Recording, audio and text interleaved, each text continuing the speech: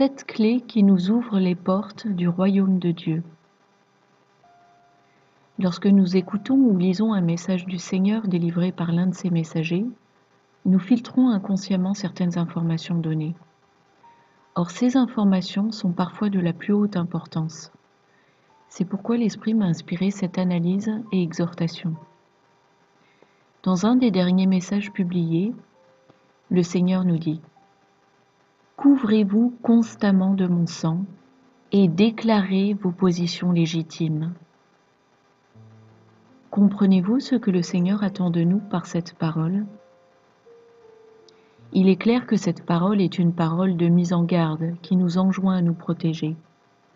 Mais concrètement, que sommes-nous supposés faire ? Nous devons absolument comprendre pour pouvoir le faire. Se revêtir ou appliquer sur soi en prière dans l'esprit le sang de Jésus est une attitude de protection assez passive ou défensive. Mais les attaques de l'ennemi sont multiformes et nous devons donc y répondre aussi avec une protection plus volontaire ou offensive qui consiste à déclarer notre position légitime en Christ. Voyons de plus près ce que le Seigneur nous demande de faire.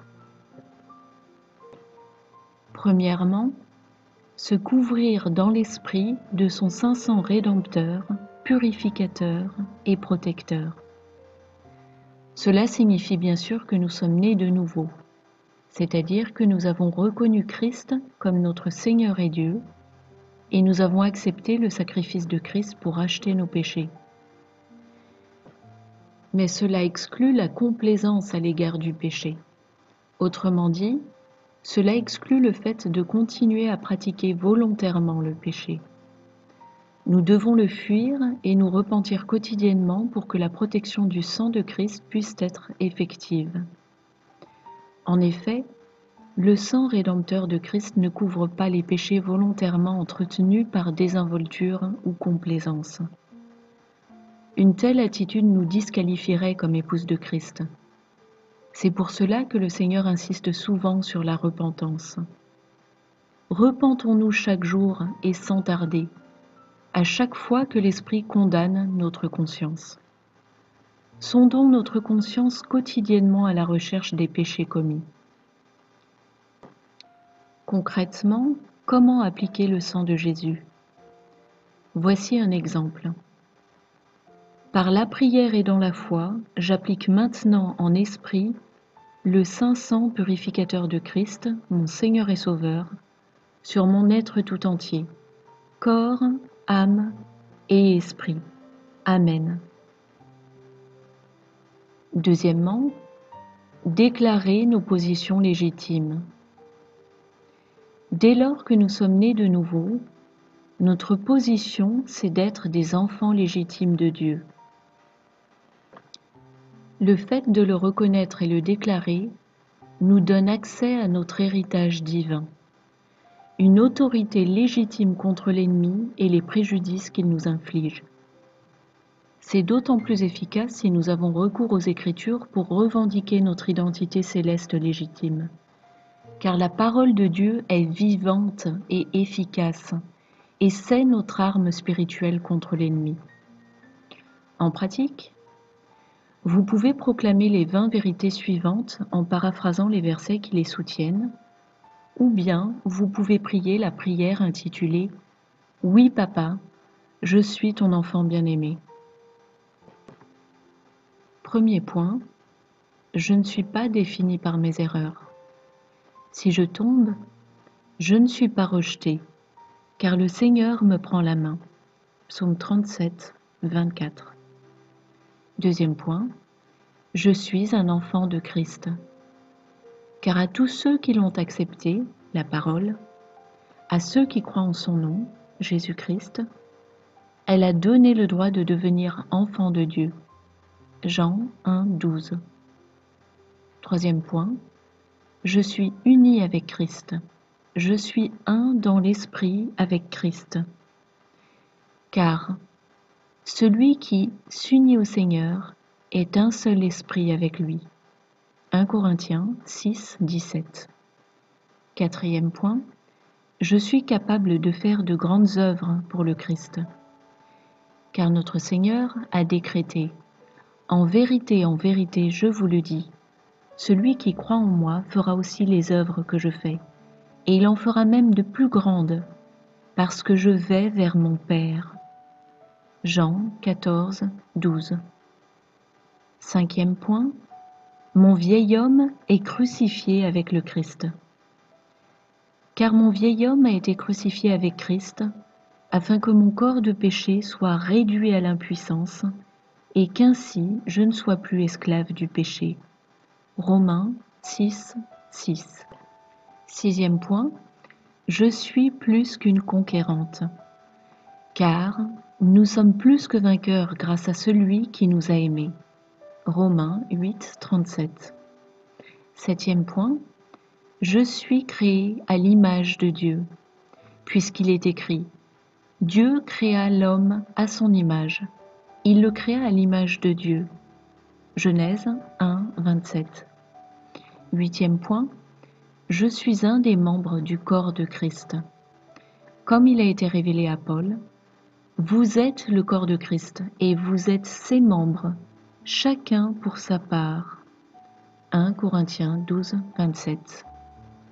Neuvième point, je suis une citoyenne du ciel.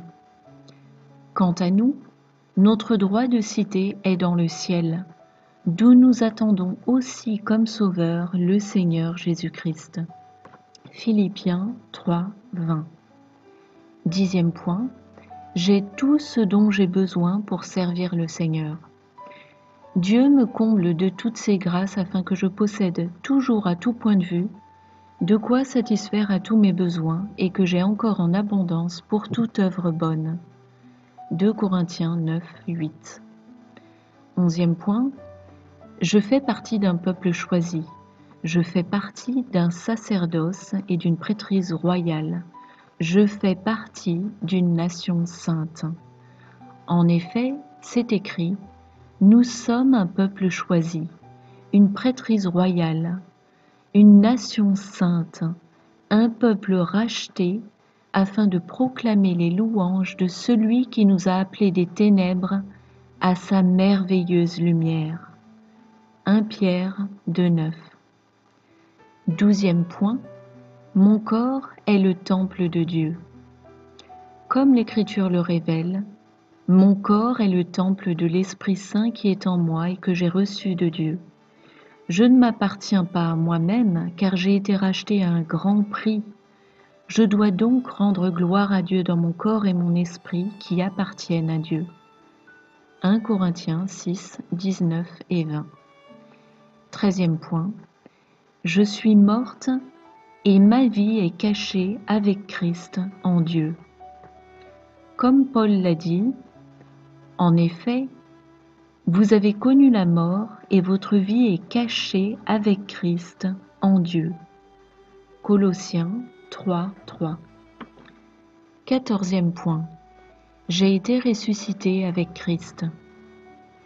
Et donc, puisque je suis ressuscité avec Christ, je dois rechercher les choses d'en haut, où Christ est assis à la droite de Dieu. Colossiens 3, 1. 15e point. Je suis devenu justice de Dieu, ma vie avec Christ. Car celui qui n'a pas connu le péché, Yahushua, il l'a fait devenir péché pour moi, afin qu'en lui, je devienne justice de Dieu. 2 Corinthiens 5, 21. 16e point. Je suis juste devant Dieu. D'être trouvé en lui, non avec ma justice, celle qui vient de la loi, mais avec celle qui s'obtient par la foi en Christ, la justice qui vient de Dieu et qui est fondée sur la foi.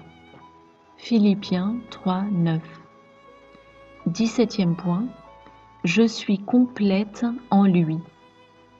Vous avez tout pleinement en lui, qui est le chef de toute domination et de toute autorité. Colossiens 2, 10. 18e point. je suis ressuscitée avec le Christ et assise dans les lieux célestes. Puisqu'il nous a ressuscités et fait asseoir avec lui dans les lieux célestes, en Jésus-Christ. Éphésiens 2, 6. 19e point. Je suis bénie de toutes les bénédictions spirituelles dans les lieux célestes en Christ. Car il est écrit: Béni soit le Dieu et Père de notre Seigneur Jésus-Christ, qui nous a bénis de toute bénédiction spirituelle dans les lieux célestes en Christ. Éphésiens 1, 3. 20e point. J'ai l'Esprit de Christ. En effet, qui a connu la pensée du Seigneur et qui pourrait l'instruire? Or nous avons la pensée de Christ. 1 Corinthiens 2, 16. 21e point. Je suis transformé à son image. Nous tous qui, sans voile sur le visage, contemplons comme dans un miroir la gloire du Seigneur, nous sommes transformés à son image, de gloire en gloire par l'Esprit du Seigneur. 2 Corinthiens 3, 18. 22e point. Il m'a donné la victoire. En effet, que Dieu soit remercié, lui qui nous donne la victoire par notre Seigneur Jésus-Christ. 1 Corinthiens 15, 57. Et j'exprimerai ma reconnaissance au Père qui nous a rendus capables de prendre part à l'héritage des saints dans la lumière. Colossiens 1, 12. Il nous a délivrés de la puissance des ténèbres et nous a transportés dans le royaume de son Fils bien-aimé. Colossiens 1, 13. 23e point. Je suis libre en Christ. Si donc le Fils m'a affranchi, je peux dès maintenant goûter ma liberté en lui. Jean 8, 36. C'est pour la liberté que Christ nous a affranchis. Tenons donc ferme dans cette liberté et ne nous plaçons pas de nouveau sous la contrainte d'un esclavage. Galates 5, 1. Ce que recouvre notre position légitime ne s'arrête pas là. Nous sommes appelés à être une prêtrise royale de Dieu et à régner sur la terre avec Christ. Voilà pourquoi le Seigneur nous exhorte sans cesse par ces paroles. « Élevez-vous, mes enfants !» En effet, le Seigneur veut que nous nous élevions dans l'esprit à cette stature royale et sacerdotale. Ces derniers mois, le Seigneur nous a donné plusieurs clés spirituelles qui nous ouvrent les portes de son royaume céleste. Nous pouvons déjà en discerner 7 qui sont interdépendantes et se potentialisent l'une l'autre. Première clé, manifester l'amour. S'y associe le pardon. De même que les 10 commandements sont accomplis dans un seul qui est l'amour parfait, les 9 fruits de l'esprit sont également tous inclus dans l'amour véritable. En toute occasion, montrons-nous aimants et charitables, compatissants et bienveillants, patients et persévérants, doux et compréhensifs, calmes et maîtres de nous, fidèles et généreux, sereins et confiants, reconnaissants et enjoués. C'est un entraînement quotidien et nous pouvons demander au Seigneur son aide. Demandez et vous recevrez. Deuxième clé, faire acte de repentance. S'y associe l'obéissance et la sanctification. 1 Samuel 15, 23. Mais la désobéissance, la rébellion, est coupable comme la sorcellerie, et l'insubordination, la désobéissance, comme le crime d'idolâtrie. Puisque tu as repoussé la parole de l'Éternel, il te repousse de la royauté. Autrement dit, si nous désobéissons aux voies de Dieu, si nous nous rebellons à ses corrections, si nous nous détournons ou nous opposons à sa volonté connue pour nous, alors nous nous disqualifions comme épouses de Christ, puisque c'est une position de royauté, une position pour régner avec Christ, le roi des rois. Par ailleurs, notre efficacité en prière dépend étroitement de la pureté de notre cœur. En effet, c'est la prière fervente du juste qui est efficace. Jacques 5,16. Car si nous entretenons une certaine duplicité dans notre cœur, nous ne sommes pas complètement abandonnés à Christ. Et si nous ne sommes pas complètement abandonnés à Christ, cela signifie que le monde des ténèbres a encore du pouvoir sur nous, auquel cas nous aurons bien du mal à le combattre et le repousser efficacement. Troisième clé, reconnaître notre identité en Christ. C'est ce que nous avons déjà abordé plus haut. Ce qui définit qui nous sommes réellement, c'est notre identité en Christ. Nous sommes des enfants légitimes de Dieu. Avoir conscience de cette vérité et s'en emparer nous donne accès à l'héritage du roi des rois, car nous sommes cohéritiers avec Christ dans les lieux célestes. Nous disposons donc de l'autorité du troisième ciel sur Satan et tout son royaume de ténèbres. Nous devons absolument exercer cette autorité pour ne pas rester esclaves du monde et de la domination du prince du monde, Satan. Que se passe-t-il lorsque les parents n'exercent pas leur autorité sur leurs enfants? Ils n'en font qu'à leur tête et font régner le chaos dans le foyer, leur rendent la vie infernale et finissent par dominer leurs propres parents. Autrement dit, cela crée une inversion illégitime des rôles. Il en va de même avec Satan. Il n'a pas d'autorité légitime puisque, par l'œuvre de la croix, Christ a repris tous les royaumes de ce monde d'entre les mains de Satan. Et pourtant, si vous n'exercez pas votre autorité légitime d'enfant de Dieu, il exercera contre vous une autorité malfaisante, illégitime. Il vous volera votre autorité que vous ne défendez pas, car il est l'imposteur et le voleur qui vient dérober, tuer et détruire. Voir Jean 10, 10. Quatrième clé. Confesser et proclamer la parole de Dieu. La parole de Dieu est très puissante puisqu'elle est créatrice. En effet, au commencement était le Verbe, et le Verbe était avec Dieu, et le Verbe était Dieu. Il était au commencement avec Dieu. Toutes choses ont été faites par lui, et rien de ce qui a été fait n'a été fait sans lui. Jean 1, 1 à 3. La parole est la vérité, et la vérité nous affranchit. Voir Jean 8, 31. Elle ouvre la porte de la liberté. La parole, Yahushua, nous offre les clés de David, le roi. Car la parole est Yahushua, et les clés de David sont les clés du roi des rois, qui nous donne donc accès à tous les trésors des cieux. Alléluia. Cinquième clé, donner pour recevoir. C'est là une loi divine fondamentale qu'on oublie peut-être trop vite. Il nous manque vraiment quelque chose? Agissons en faveur de ceux qui sont dans le besoin, et le Seigneur nous bénira davantage.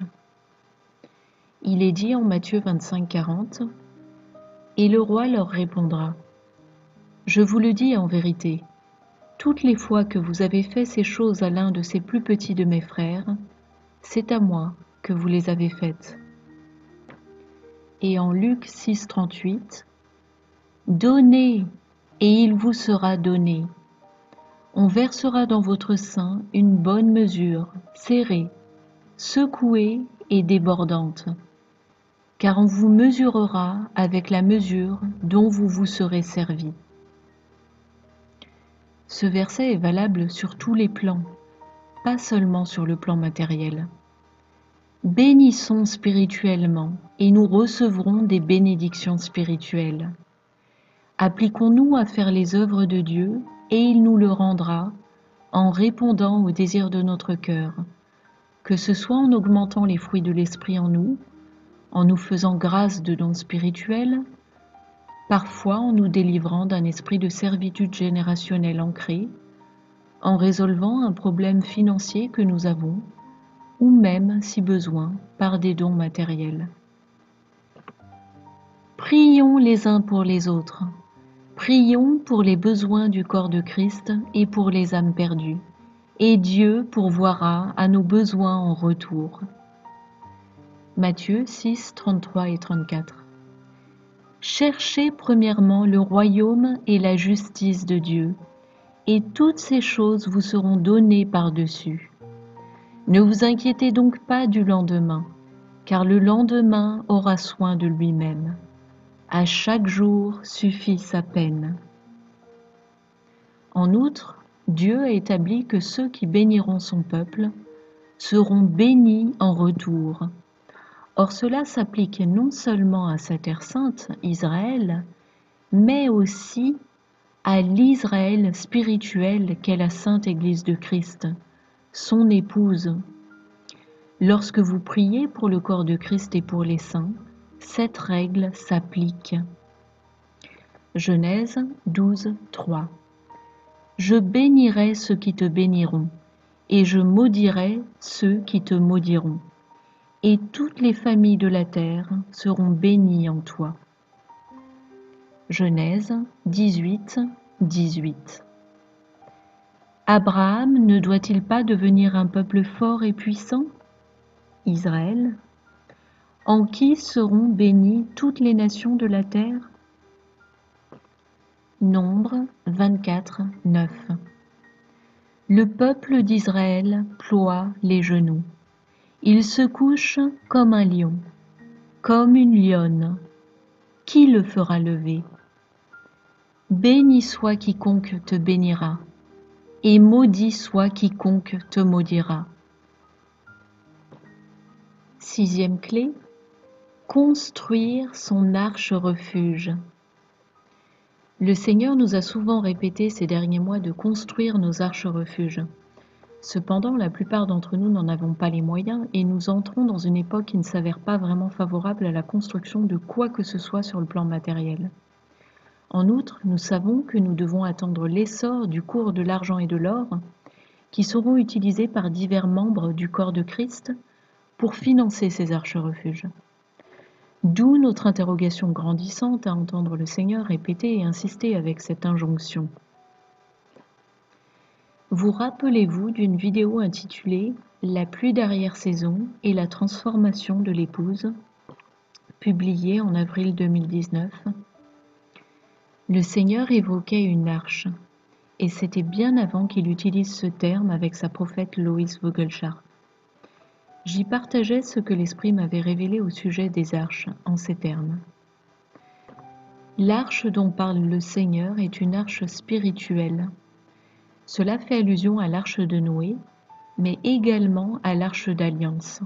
En effet, dans cette dernière habitait la présence de Dieu, et elle se trouvait dans le tabernacle, puis dans le sanctuaire du temple de Dieu.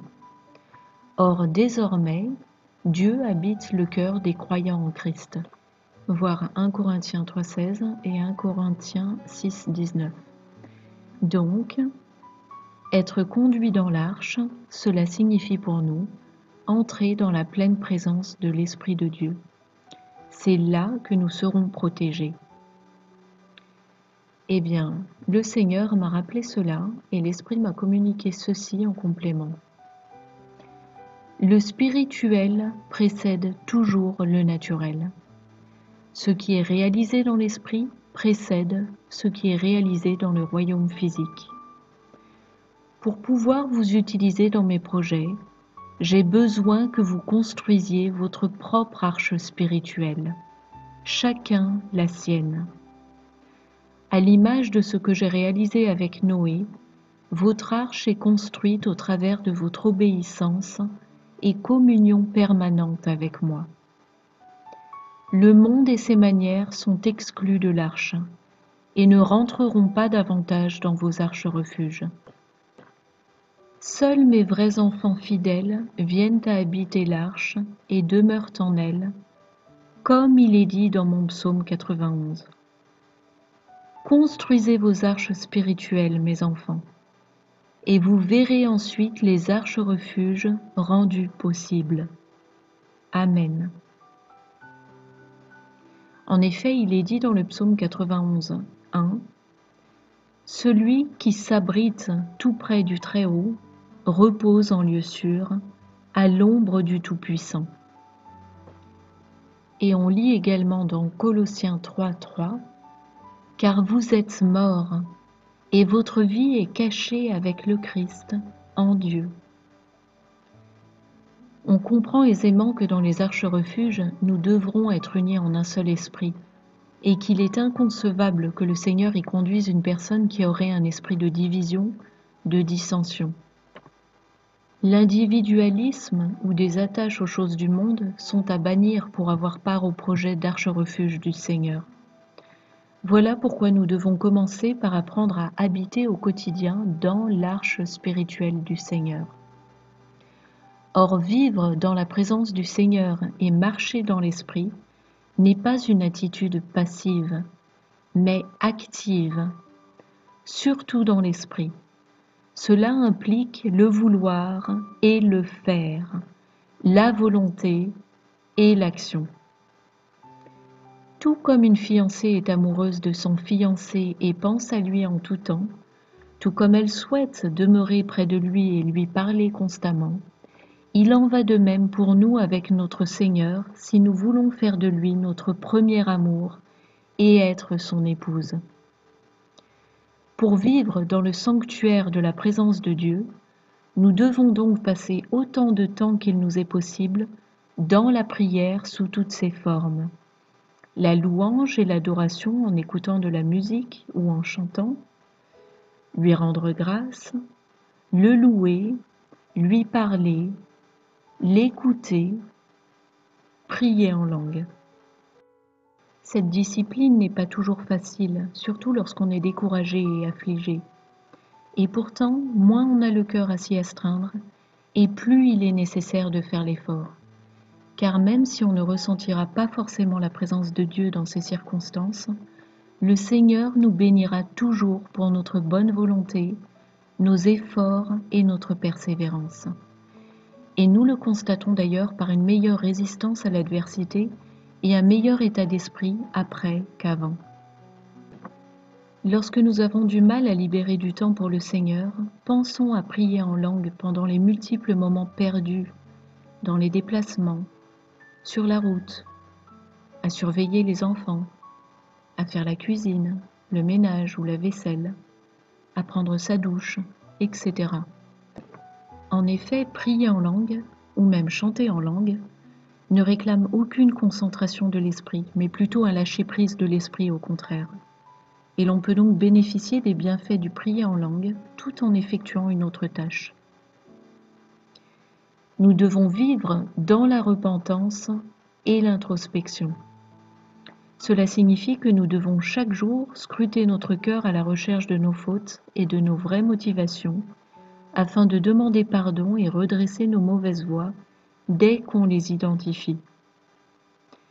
Nous devons lire et méditer sa parole, la Bible, quotidiennement.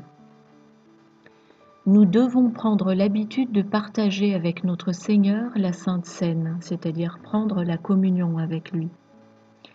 Et enfin, nous devons jeûner, chacun selon ses propres capacités, même s'il ne s'agit que de petits sacrifices, pour brider notre chair et avoir ainsi une expérience spirituelle plus profonde avec le Seigneur. L'idée de jeûne recouvre tout sacrifice des plaisirs charnels, pas seulement le manger et le boire. C'est ainsi que nous vivons à l'ombre du Roi des Rois et que nous nous attirons ses faveurs, et que nous demeurons sous la parfaite protection de Dieu en tout temps. 7e clé, soumettre les émotions négatives à l'obéissance de Christ. L'ennemi cherche à nous faire nous sentir impuissants, car lorsqu'on se sent impuissant, cela suscite en nous anxiété, peur et panique. Et quand ces émotions s'emparent de notre vie, elles nous font alors perdre nos moyens et stimulent des comportements destructeurs ou nous poussent à accepter n'importe quoi pour être rassurés. Pensez par exemple à ce que le gouvernement peut nous faire accepter en utilisant la peur d'une épidémie mortelle ou par la peur de manquer de moyens de subsistance. Vaccins, puces RFID, bref, la marque de la bête. Or, certes, nous ne contrôlons pas ou que partiellement les circonstances sous lesquelles nous vivons, c'est-à-dire ce qui se passe hors de notre être, mais nous avons le contrôle de ce qui se passe en nous. Or, ce qui se passe en nous a un impact sur ce qui se passe hors de nous. Et le contrôle des choses vient de l'intérieur et non pas de l'extérieur. Or, nous avons en nous quelque chose qui nous donne du pouvoir, quelque chose qui nous donne du contrôle et qui est l'Esprit Saint de Dieu en personne. Actes 1:8. Mais vous recevrez de la puissance, l'Esprit Saint venant sur vous. Matthieu 10:1. Puis, ayant appelé ses 12 disciples, il leur donna le pouvoir de chasser les esprits impurs et de guérir toute maladie et toute infirmité. Romains 15, 18 et 19. Car je n'oserais mentionner aucune chose que Christ n'ait pas faite par moi, par la parole et par les actes, par la puissance des miracles et des prodiges, par la puissance de l'Esprit de Dieu. Nous ne sommes donc pas impuissants. Prenons donc autorité contre les émotions négatives, la peur, la crainte, et chassons-les. Tout comme nous avons autorité sur les attaques extérieures de l'ennemi, nous avons aussi autorité sur les attaques intérieures qui viennent de nous-mêmes, c'est-à-dire nos propres pensées, nos raisonnements et nos croyances, et toute émotion négative qui peut en résulter. Enchaînons et chassons donc toute émotion négative au nom de Christ et libérons à la place sur nous, dans l'atmosphère qui nous entoure, des émotions positives en son nom. Proclamons également la parole de Dieu donnée en 2 Corinthiens 10:5 de la façon suivante. Je renverse tout obstacle, tout raisonnement, toute imagination, toute conception, toute émotion impie et destructrice.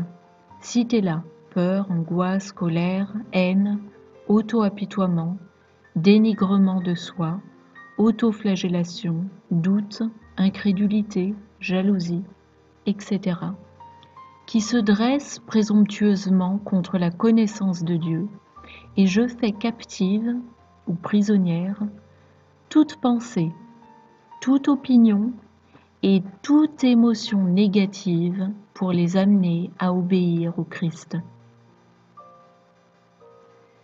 Nous devons donc utiliser ces 7 clés qui nous ouvrent les portes du royaume de Dieu.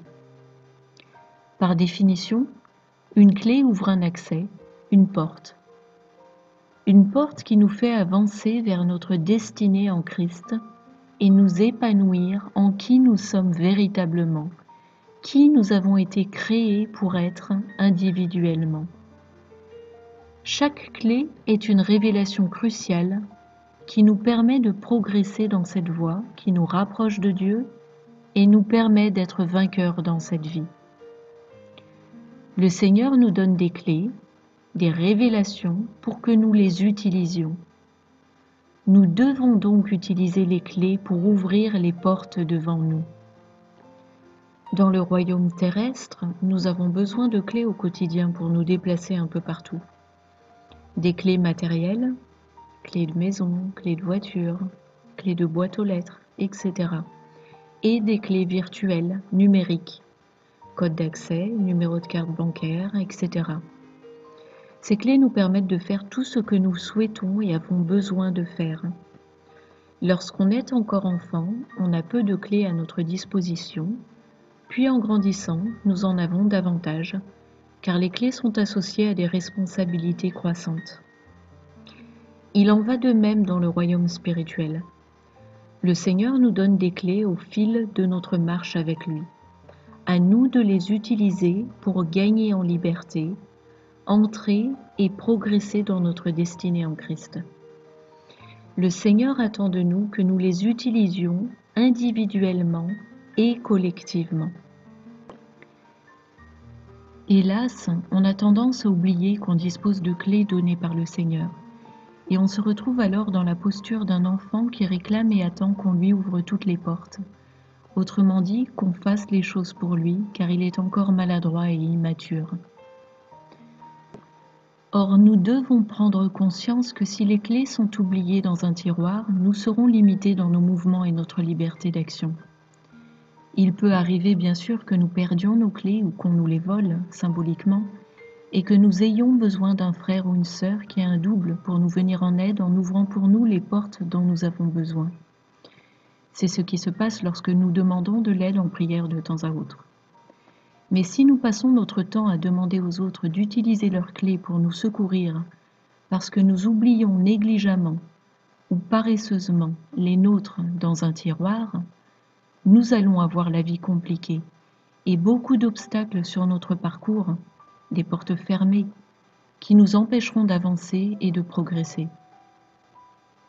C'est ce qui nous arrive lorsqu'au lieu d'utiliser les clés données par le Seigneur, nous restons trop passifs et préférons crier à notre Père céleste à l'aide. « Papa, fais-le pour moi !» ou de réclamer les clés des autres, en sollicitant d'eux des prières sans mettre nous-mêmes le pied à l'étrier et notre propre clé dans la serrure. Et de même qu'un enfant doit apprendre à s'habiller, nous devons apprendre à enfiler quotidiennement l'armure de Dieu, par exemple. Si nous faisons preuve de bonne volonté dans notre parcours avec lui, notre papa sera bien sûr toujours là pour veiller sur nous avec bienveillance devant nos manques et nos faiblesses. Le Seigneur veut nous donner des clés, donc des responsabilités, car il veut faire de nous ses ambassadeurs auprès du monde. Il veut nous élever à la stature de roi et de reine pour gouverner avec lui pendant le millénium. Cet héritage royal est le nôtre en Christ. Mais tout comme le fils aîné d'un roi est appelé à devenir roi lui-même, il ne le devient pas en claquant des doigts. Il doit apprendre son rôle et ses fonctions et s'y entraîner suffisamment pour devenir à même de les exercer pleinement et dignement.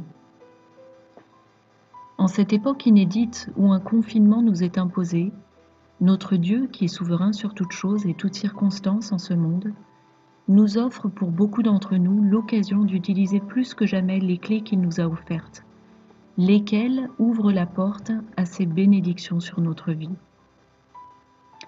En effet, tandis que des restrictions de liberté nous sont imposées dans le royaume physique, ce qui revient à limiter le libre usage de nos clés dans le monde, nous avons davantage de temps pour utiliser celles données par le Seigneur dans le monde spirituel. Car il est vrai que le mode de vie imposé d'ordinaire dans ce monde nous laisse souvent peu de temps, ce qui a pour effet de nous attiédir et nous faire nous éloigner de notre premier amour. Mais avec le confinement imposé un peu partout dans le monde pour contenir la propagation du coronavirus, le Seigneur nous offre volontairement l'occasion de sortir de la servitude de l'Égypte, qui représente le monde, pour aller dans le désert, le lieu retranché, hors de l'agitation, des préoccupations et des plaisirs mondains, afin de passer du temps avec lui, se recueillir, le chercher et se rapprocher de son cœur. Ne perdons jamais de vue qu'après la traversée du désert, notre destination est la terre promise. Alors emparons-nous de toutes les clés qui nous permettent d'avancer dans notre périple de retour en terre promise, le royaume de Dieu. Si notre salut est assuré uniquement par notre foi sincère en Jésus-Christ, notre Seigneur et Dieu, ce qui s'accompagne de notre reconnaissance pour son sacrifice rédempteur, en revanche, notre destin dépend de nos choix, ce que nous décidons de faire ou pas, notre action ou notre inaction, comme le Seigneur l'a dit lui-même dans un récent message. Votre destin, ne vous méprenez pas, dépend de vos propres plans. Nous sommes renés en Christ pour être des vainqueurs. Comme il est dit dans le chapitre 2 et 3 d'Apocalypse à chacune des 7 églises qui représentent aussi les différents types de croyants que nous sommes. Car nous avons la victoire de Christ et notre rôle est de nous en emparer pour la manifester sur cette terre. Notre Dieu nous offre le rôle extraordinaire et honorifique d'être des soldats de son armée céleste, c'est-à-dire de devenir membres actifs, volontaires et participants du retour du royaume de Dieu sur terre, afin de partager sa gloire avec nous. Nous sommes en effet appelés à gouverner avec Christ. Nous ne pouvons pas attendre le retour de Christ en nous tournant les pouces oisivement, passivement ou égoïstement. Ce n'est pas ce que le Seigneur attend de son épouse, et ce serait donc se disqualifier en tant qu'épouse. Rappelez-vous encore une fois que nous avons complète autorité sur l'ennemi. Tu m'as donné le pouvoir de piétiner serpents et scorpions et d'écraser toute la puissance de l'ennemi. Absolument rien ne pourra me nuire. Voir Luc 10, 19. Nous devons résister au diable pour qu'il fuit loin de nous. Je me soumets à Dieu et je résiste et m'oppose au diable. Il s'enfuit donc loin de moi. Voir Jacques 4, 7. Nous devons prendre avec nous la complète armure de Dieu. Oui, je tiens ferme, je ceins mes reins de la vérité et je revais la cuirasse de la justice de Dieu, la droiture et la vertu de Christ. Voir Éphésiens 6, 14. Les armes de combat spirituel nous ont été données pour que nous abattions les forteresses spirituelles de l'ennemi. Les armes avec lesquelles je combats ne sont pas charnelles, mais elles sont puissantes par la grâce de Dieu pour renverser les forteresses spirituelles. Voir 2 Corinthiens 10, 4. Nous devons lier et délier ici-bas sur terre. Comme tu l'as dit, Seigneur, tout ce que je lie en ton nom sur la terre est lié dans le ciel, et tout ce que je délie en ton nom sur la terre est délié dans le ciel. Voir Matthieu 18, 18. Nous devons demeurer sobres et résister, persévérer, rester fermes dans la foi. Je reste donc sobre, je veille, je ne me laisse pas distraire, mais demeure vigilante. Je sais que mon adversaire, le diable, rôde comme un lion rugissant en recherche de proie à dévorer. Je lui résiste en persévérant et en demeurant ferme dans ma foi, sachant bien que les mêmes souffrances sont imposées à mes frères et sœurs dans le monde. Voir 1 Pierre 5, 8 et 9. Nous devons vaincre le mal par le bien. Je refuse de me laisser dominer par le mal. Au contraire, je suis vainqueur du mal par le bien. Voir Romains 12, 21. Proclamons en tout temps la parole de Dieu à voix haute, en nous l'appliquant à nous-mêmes. En effet, lorsque nous prononçons la parole de Dieu, elle nous investit de sa force. Elle agit en nous et pour nous, en notre faveur. Ne craignez pas de reformuler la parole de Dieu en la paraphrasant ou d'utiliser la version de Bible qui vous sied le mieux, car le pouvoir de la parole n'est pas dans une traduction plutôt qu'une autre, c'est-à-dire pas dans la formulation, la syntaxe, la ponctuation précise, etc., mais dans l'esprit, c'est-à-dire les sens, les significations, oui, au pluriel, car il existe intentionnellement plusieurs sens à la parole de Dieu, du fait de la richesse de l'hébreu et du grec, et cela est naturellement répercuté dans les différentes traductions de la Bible, qui finalement se complètent donc les unes les autres, manifestant ainsi la grande sagesse de Dieu et révélant ses secrets. Rappelez-vous en effet qu'il existe 7 dimensions d'interprétation à la parole de Dieu. Conclusion, comment tirer parti de cet enseignement fondamental pour tout enfant de Dieu? Pour tirer le meilleur parti d'un enseignement, il faut le digérer et en mémoriser les principes. Je vous encourage d'abord à le lire au moins une fois en entier. Ensuite, je vous propose tout simplement d'en télécharger la version audio au format MP3 qui vous est proposé en lien dans la boîte de commentaires sous la vidéo et de l'écouter plusieurs fois ou de temps à autre. Le Seigneur veut lever son armée pour que son royaume vienne conquérir cette terre. Or, tous ses saints sont appelés dans cette armée. Et cette armée levée par Dieu est appelée à vaincre, car c'est sa destinée irrévocable. Cet enseignement vous donne une ligne directrice pour être des vainqueurs en Christ. Prenons donc vraiment le temps de l'intégrer et mettons-le en application en utilisant ces 7 clés données par notre Seigneur. Que toute gloire lui soit rendue. Amen.